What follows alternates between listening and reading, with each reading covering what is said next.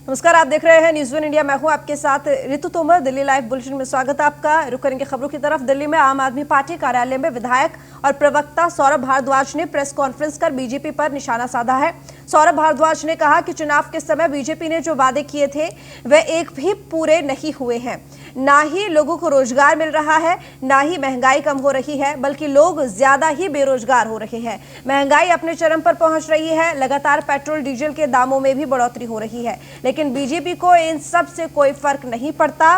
वे सिर्फ और सिर्फ अपने दफ्तर को लेकर के ज्यादा ही जागरूक होते हुए दिखाई दे रहे हैं।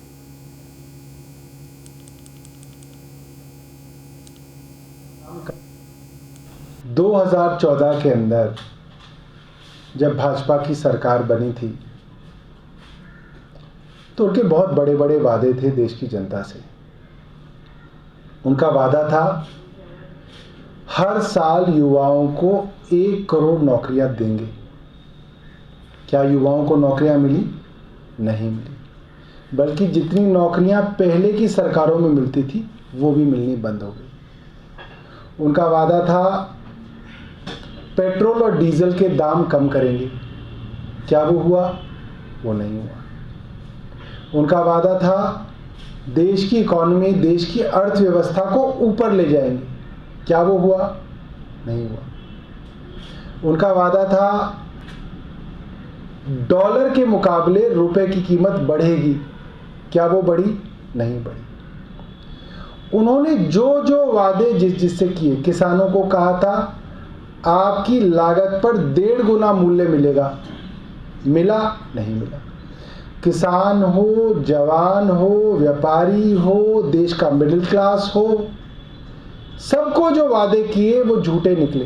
किसी का कोई फायदा नहीं हुआ भाजपा की सरकार से। बस एक तबका है जिसका फायदा हुआ है, वो है स्वयं भाजपा। और आज मैं आपको बताना चाहता हूं कि कैसे अपने निजी फायदे के लिए ये सरकार चलाई जा रही है। जिस जगह आप लोग बैठे हैं, दीनदयाल उपाध्याय मार्ग, सेंट्रल दिल्ली है, दिल्ली का सबसे महंगा इलाका है।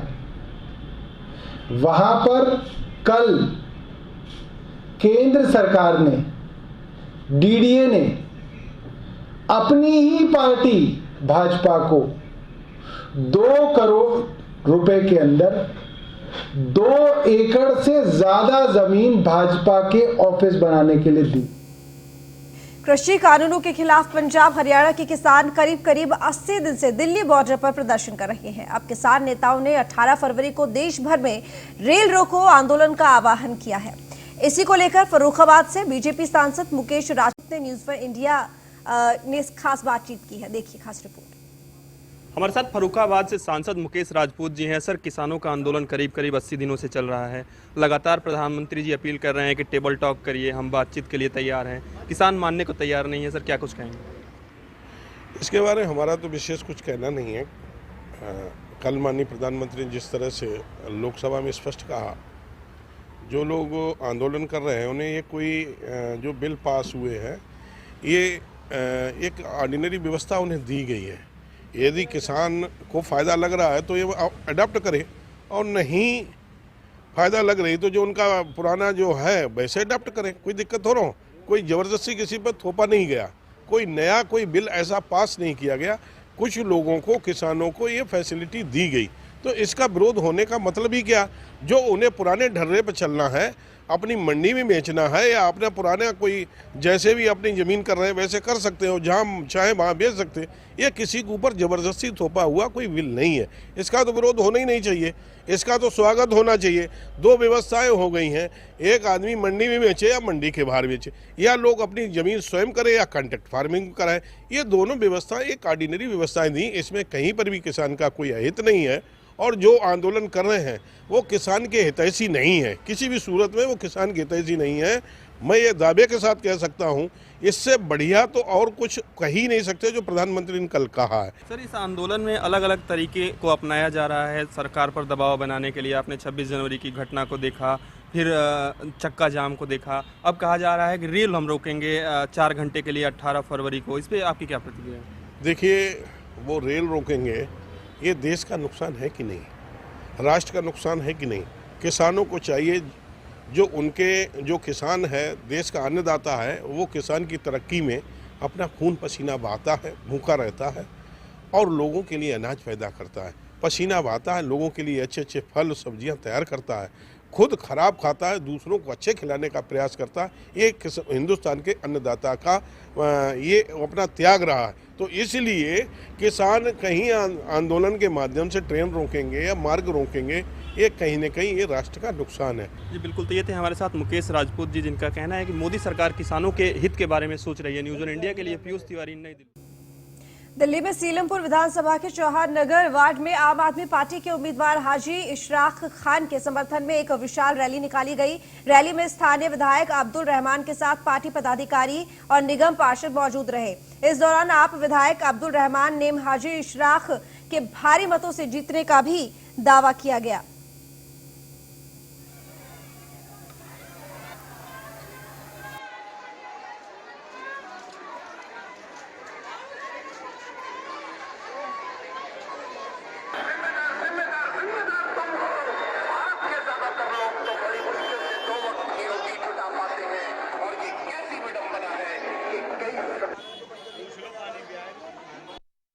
अब घर से यही आवाज आ रही है, पहले बिठाओ में लगाई थी मोहर, इस बार भी झाड़ू को देंगे, क्योंकि जो केजरीवाल जी ने काम किया है आज तक किसी पार्टी ने काम नहीं किया। और महिलाओं के दिल में बसते हैं केजरीवाल जी ने महिलाओं के लिए बहुत काम किया है, चाहे वो बिजली फ्री ले लो, चाहे वो पानी फ्री ले लो, चाहे अस्पताल में दवाई ले लो, 1000 रुपए से बढ़ाकर 2500 में पेंशन कर दी उन्होंने। और यहाँ तक की जो हमारी बच्चे पढ़ने जाती है उनको फ्री पर बस याद देना। इस बार भी हर घर की आवाज है, बहुत झाड़ू मिलेगी।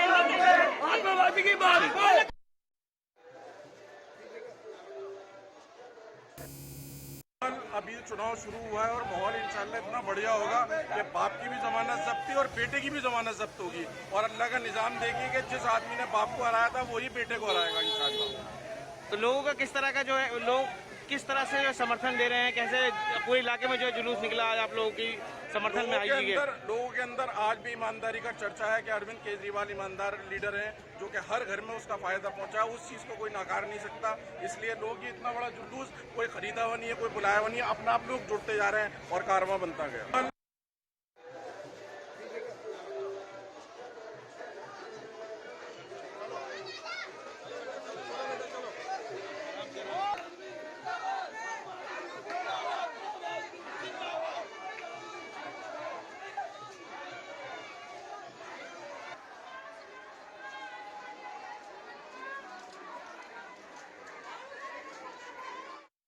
दिल्ली में राष्ट्रपति भवन में मौजूद मुगल गार्डन आम जनता के लिए 12 फरवरी से खोल दिया जाएगा और 20 मार्च तक खुला रहेगा। साथ ही इसके लिए गेट नंबर 35 से आम जनता की एंट्री होगी।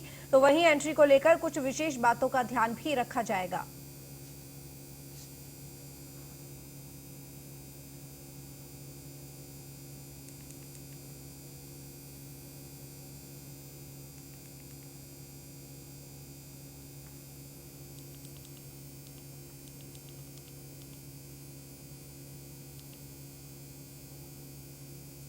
दिल्ली के कई इलाकों में पीने के पानी की समस्या बनी हुई है, जिसको लेकर लोगों को काफी परेशानी का सामना करना पड़ रहा था। इसी बीच मोती नगर विधानसभा क्षेत्र के टीसी ब्लॉक में पीने के पानी की पाइपलाइन बिछाई गई, जिसका उद्घाटन विधायक शिवचरण गोयल ने किया। तो वहीं आपको बता दें कि 10 लाख की लागत से पानी की पाइपलाइन का कार्य किया जा रहा है, जो 2 महीने के अंदर पूरा होने की संभावना है।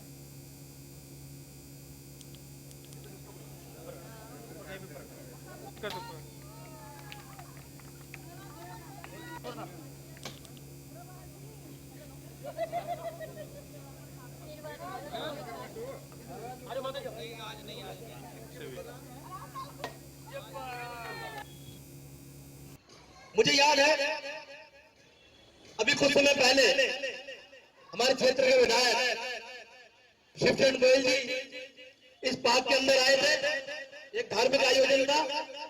तो आप में से कुछ बहनों ने इनसे अनुरोध किया था कि पानी तो हमें मिलता है, लेकिन कुछ समय से वो पानी कई बार उसमें गंदा पानी में छोड़ा जाता है। अब मैं ये बताना चाहता हूँ गंदा पानी आता क्यों है। वो गंदा पानी इसलिए आता है कि जो हमारी पानी की लाइनें हैं वो बहुत पुरानी डली हुई है। एक समय के बाद उसमें जंग लग जाता है, रस्ट लग जाता है। जब उसमें जंग लग जाता है और जब हम मोटर चलाते हैं जिस समय पर सप्लाई कम होती है, जब वो मोटर पानी खींच के सेट करती है तो जो गंदा पानी सीवर लाइन की साथ साथ चल रही होती है, उस सीवर का गंदा पानी उसमें आना शुरू हो जाता है। जब आप सब लोगों ने ये बात विधायक जी को कही तो विधायक जी ने जल बोर्ड के अधिकारियों को बुलाकर उसी समय निर्देश दिए कि टीसी ब्लॉक की सारी पानी की लाइनें नहीं डाली जाए। मुझे याद ये टीसी ब्लॉक करमपुरा में आज पाइपलाइन पानी डली है। यहाँ पर ये पाइपलाइन जिस समय कॉलोनी बसी थी करीब आज से 65 साल पहले, उस समय पाइपलाइन डली थी। ये पाइपलाइन पहले पुरानी थी, इसमें या नई सिरे से डाली गई है पूरी गली के लिए? ये पूरी नई पाइपलाइन डली है।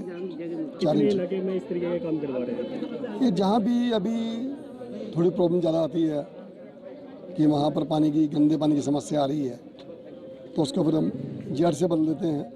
कहीं पर सीवर लाइन की, कहीं पर पाइप, तो इनकी जो समस्याएं, क्योंकि लंबी समस्या है।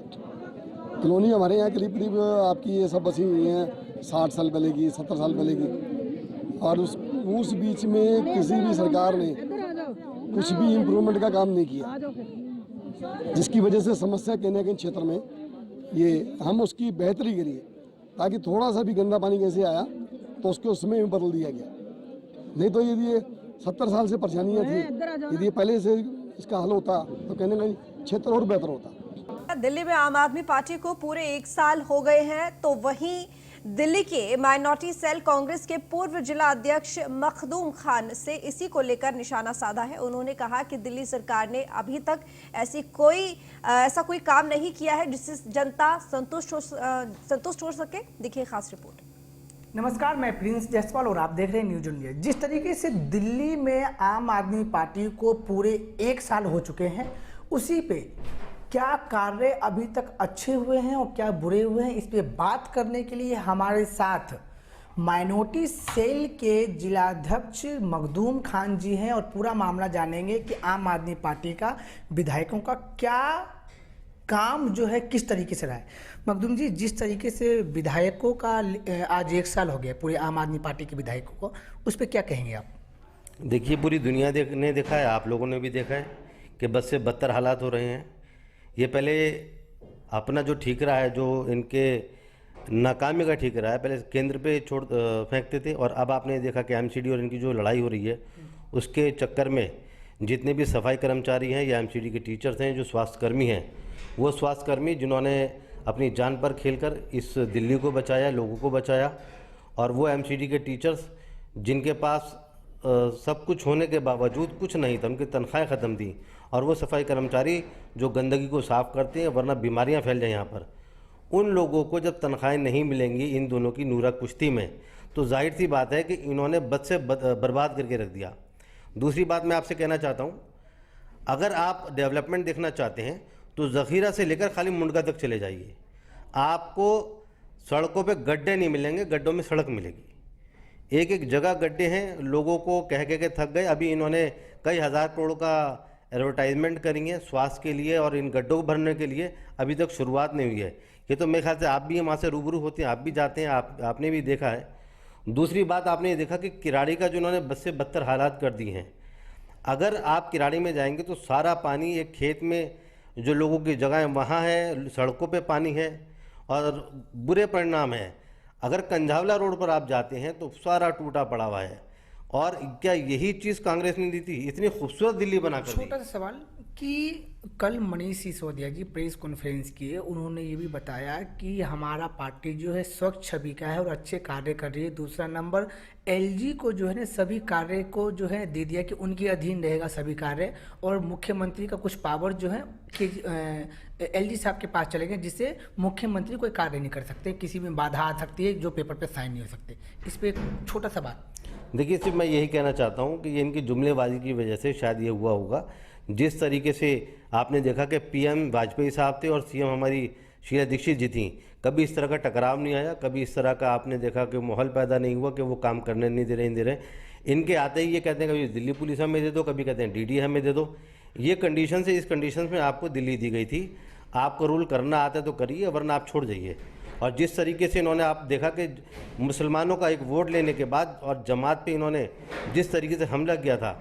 जहाँ तक दिल्ली दंगों की बात मैं आपसे कहना चाहता हूँ, दिल्ली दंगों में इन्हें जो अफेक्टेड एरिया थे वहाँ धरना देना चाहिए था, बजाय वहाँ धरना देने के ये धरना देने चले गए थे महात्मा गांधी की मूर्ति के नीचे।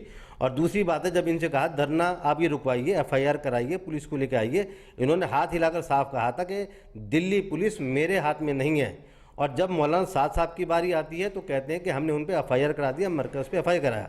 और दूसरी बात मैं आपसे कहना चाहता हूँ, जिस तरीके से इन्होंने जमातियों के साथ एक अमानवीय व्यवहार किया, जमातियों को 2-2 महीने क्वारंटाइन किया, जबकि उस टाइम रमज़ान का टाइम था। और जिस तरह आपने देखा कि कोविड पेशेंट्स की गिनती अलग हो रही थी और जमातियों की गिनती अलग हो रही थी, इससे बड़ा मखदूम जी, छोटा सा बात ये कि आपको क्या लगता है कि दिल्ली सरकार सही काम करे? बिल्कुल छोटे से लफ्जों में। बिल्कुल बर्बाद करके रख दिया। एडवर्टाइजमेंट है सारा, हज़ारों करोड़ रुपए का एडवर्टाइजमेंट करा और कुछ नहीं है। इस चुनाव में आपको क्या लगता है? इस चुनाव में 5 सीट हम लेकर आ रहे हैं। लोग इनसे आजिज आ चुके हैं, इनके जुमलों से आजिज आ चुके हैं। ना MCD में बीजेपी चला पाई है, ना इनसे दिल्ली सरकार चला पाई है। पर जिस तरीके से आपने सुना मखदूम खान जी की जुबानी कि इनका कहना है कि दिल्ली सरकार अभी तक कोई भी कार्य ऐसे नहीं किए जिससे जनता संतुष्ट हो। और वहीं अगर बात करें कि दिल्ली दंगों की, तो इनका कहना है कि सभी केजरीवाल जी के अधीन जो है ये माना जा रहा है। मैं Prince Jaiswal, news 1 India, Delhi. नमस्ते। दिल्ली में 5 सीट पर उपचुनाव हो रहा है, जिसको लेकर बीजेपी ने कमर कस ली है। तो वहीं बीजेपी नेता राकेश गोयल से खास बातचीत की संवाददाता प्रिया तिवारी ने। देखिए खास रिपोर्ट।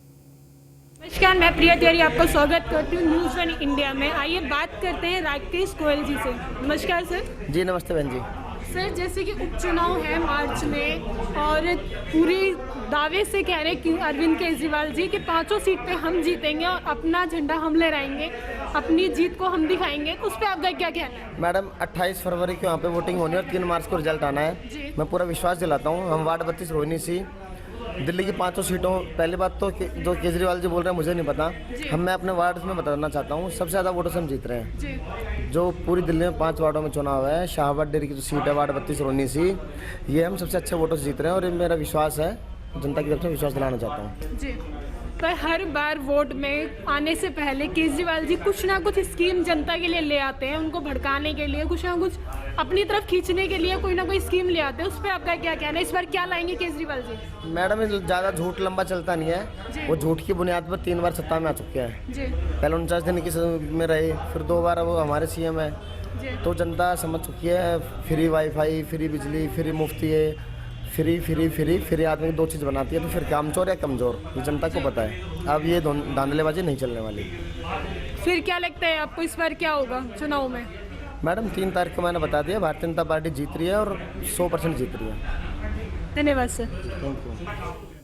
लखनऊ से खबर, जहां पर अपर मुख्य सचिव पंचायती राज मनोज कुमार सिंह ने प्रेस कॉन्फ्रेंस की। आरक्षण नीति शासनादेश के संबंध में ये प्रेस कॉन्फ्रेंस की गई। 2015 में जो आरक्षण की स्थिति है वो 2021 में नहीं होगी, मनोज कुमार ने इस दौरान कहा। तो जिलाधिकारी ही ग्राम पंचायत और वार्ड स्तर के आरक्षण प्रणाली को तय करेंगे।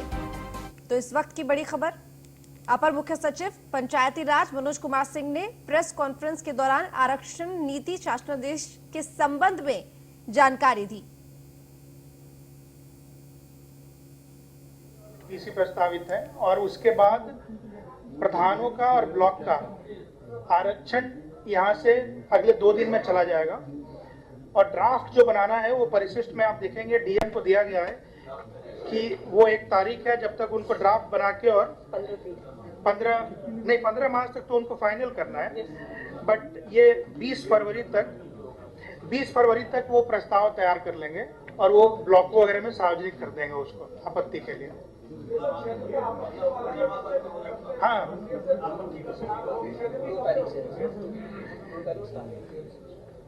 देखिए 2 तारीख से आपत्ति दे सकते हैं, 2 मार्च से और 8 मार्च तक।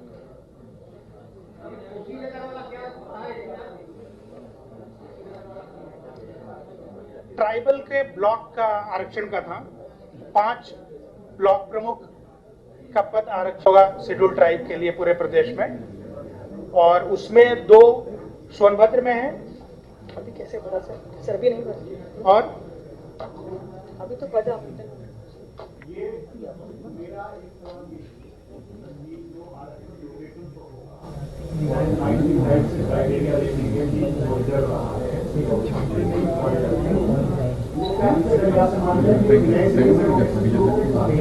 नहीं। वो कुछ जिलों में आप देखेंगे कि स्थिति कमोबेश 95 की बन रही है, तो आपको ऐसा लगेगा कि वो फिर हम लोग पूरा एक राउंड पूरा करके वहां पहुंच चुके हैं। लेकिन बहुत से जगह ये स्थिति आपको नहीं मिलेगी, क्योंकि जैसा मैंने बताया कि 2 जिला पंचायतें अनुसूचित जाति के लिए आज तक आरक्षित नहीं थे, लेकिन 9 हैं जो आज तक महिलाओं के लिए आरक्षित नहीं थे।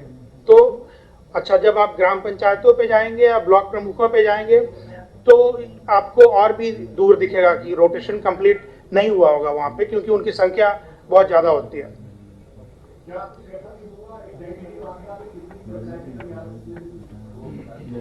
अनरिजर्व देखिए ऐसा है कि लखीमपुर खीरी से बहुत बड़ी खबर इस वक्त की। उत्तराखंड त्रासदी के बीच नेपाल से आई बेहद डराने वाली खबर। नेपाली झील फटने की संभावना को लेकर अलर्ट जारी कर दिया गया है। पलिया शारदा नदी से सटे इलाकों में अलर्ट जारी किया गया। तो बता दें कि नेपाल के कंचनपुर जिला प्रशासन ने संभावना जताकर ये अलर्ट भेजा है।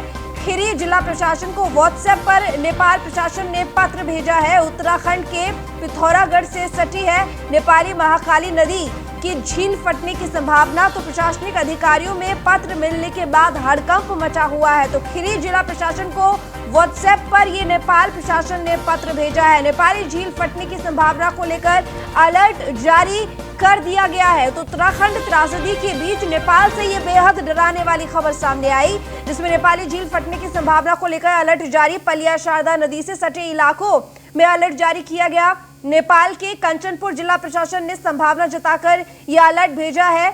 तो बता दें आपको, खीरी जिला प्रशासन को व्हाट्सएप पर ये पत्र भेजा गया है नेपाल प्रशासन की तरफ से। फिलहाल इस बुलेटिन में इतना ही। देखते रहिए न्यूज़ पर इंडिया।